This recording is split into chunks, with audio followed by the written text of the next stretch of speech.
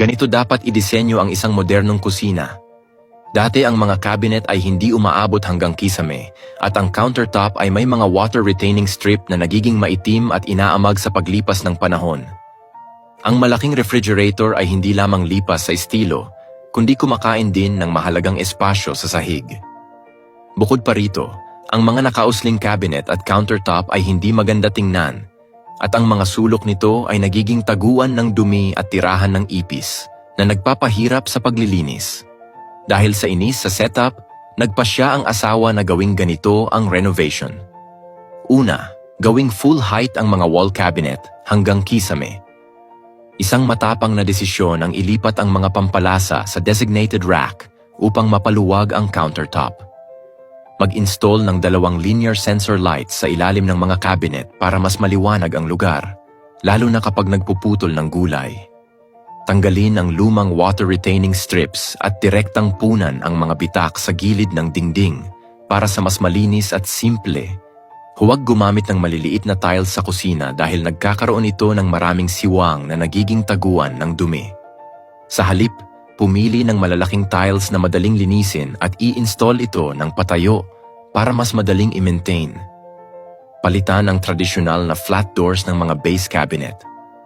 Gumamit ng malalaking drawer na may mga basket para sa mas organisado at madaling pagkuha ng mga gamit.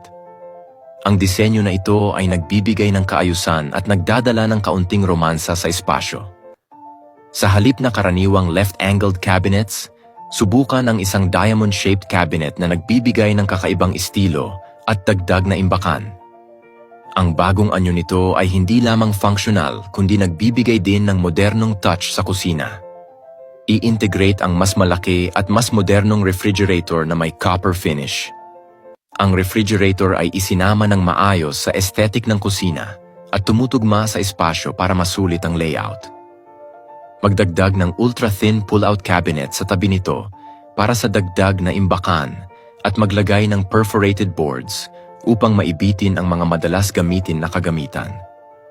Tanggalin ang windowsill at palawakin ang countertop upang magbigay ng mas malawak na espasyo.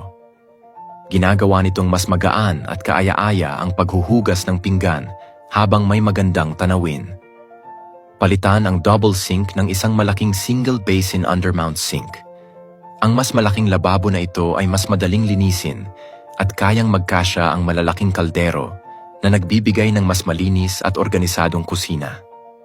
Ang muling pagdidisenyo ng kusinang ito ay pinagsasama ang praktikalidad at modernong estetika na ginagawang timeless ang espasyong ito para sa mga susunod pang dekada. Mag-comment ng wow kung nagustuhan mo ang design na to.